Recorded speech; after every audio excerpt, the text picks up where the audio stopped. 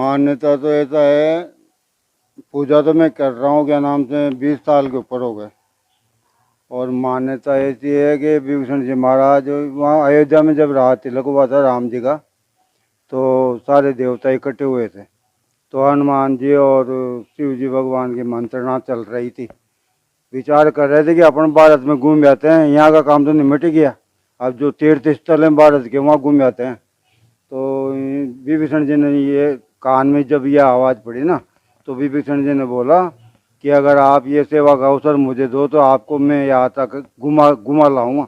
तो कैसे घुमा लाऊंगा? कावड़ में बिठा के आप दोनों को मैं यात्रा करा दूंगा। करने के लिए विभीषण जी ने याचना करी कि ये सेवा का अवसर मेरे को मिलना चाहिए। तो राम शंकर भगवान ने बोला कि ठीक है भाई, अगर आप घुमा ले चलोगे तो एक शर्त हमारी रहेगी। बोलो क्या? कि पलड़ा जमीन से रास्ते में मत टिकाना कहीं भी, और वापस यहीं पर आना है अपन को। तो बोलेगा ठीक है। तो जब विभीषण जी खेतुन में आए तो ऐसा संयोग बैठा कि इनका पलड़ा चौमाका महादेव जी का जमीन से टच हो गया और इनकी यात्रा यहीं संपूर्ण हो गई। तीनों इन्होंने चलने से पहले बोल दिया जहाँ पलड़ा टिकेगा वहीं यात्रा संपूर्ण हो जाएगी। तो चौमाका महादेव जी का पलड़ा टिका तो यहीं यात्रा संपूर्ण हो गई। 4 कोस आगे महादेव जी, चौमाके महादेव जी विराजमान हो गए। 4 कोस पीछे रंगबाड़ी के हनुमान जी विराजमान हो गए। और ये बीच में जाके जाए तीनों मूर्तियाँ यथास्थान बैठ गई। मतलब विभीषण मंदिर अत्यधिक प्राचीन है और 1972 में जब मैंने यहाँ बस स्टैंड पर दुकान लगाई तो शाम के समय हम घूमने की दृष्टि से जाते रहते थे। तो कुंड पे जाकर के हाथ वगैरह धोते थे, उसके बाद मंदिर जाते थे, वहाँ बैठे रहते थे, बातचीत करते रहते थे। तो मैं और मेरे साथ 10-5 आदमी जाते रहते थे, बात करते थे। तो ये सोचते थे यार विभीषण जी का स्थान पूरे भारतवर्ष में और कहीं है नहीं, पर नहीं यही देखा है, यही सुना है लोगों से भी।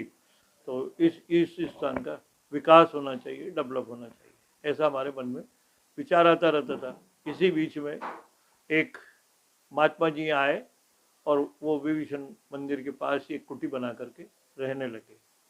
और उन्होंने फिर लोगों में थोड़ी, उनके आने से लोगों की संख्या ज़्यादा बढ़ने लगी, आने वालों की, दर्शनार्थियों की।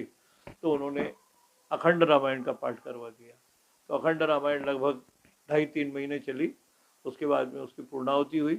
तो उससे लोगों का यहाँ आवागमन ज़्यादा बढ़ गया और उसके बाद लोगों में विचार विमर्श हुआ और वर्ष 1980 में पहला आयोजन विभीषण मेले का प्रारंभ हुआ।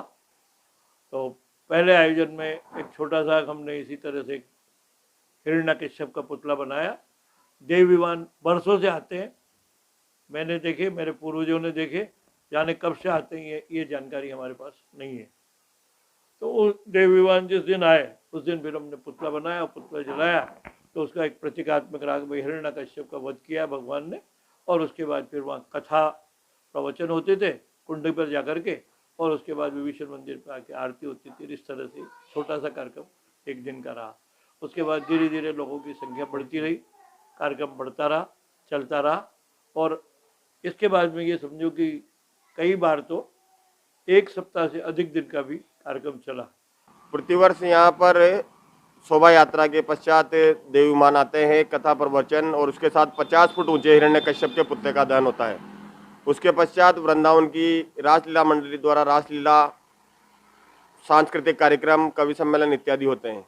परंतु कोरोना गाइडलाइन को देखते हुए इस बार कार्यक्रम को सीमित करते हुए केवल शोभा यात्रा, पुतला दहन और अगले दिन हाड़ौती केसरी दंगल का आयोजन किया गया है।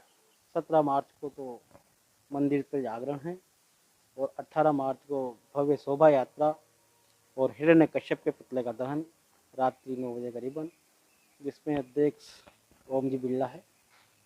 और 19 तारीख को दंगल कुश्ती का प्रोग्राम है।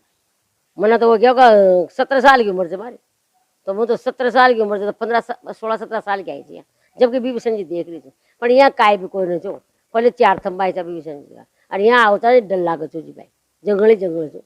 पर अब तो भगवान की दया जो कृपा होगी, परमात्मा खूब आनंद हो गया। तो सब पर देव देवता सब विराजमान। कब से मंदिर आ रहे हैं? हम शुरू से यहाँ पे रह रहे हैं और मंदिर रोज ही आते हैं। क्या मान्यता है? विभीषण जी की मान्यता है और क्या। और हमारे मन में विभीषण जी का विश्वास है, अटूट विश्वास है। और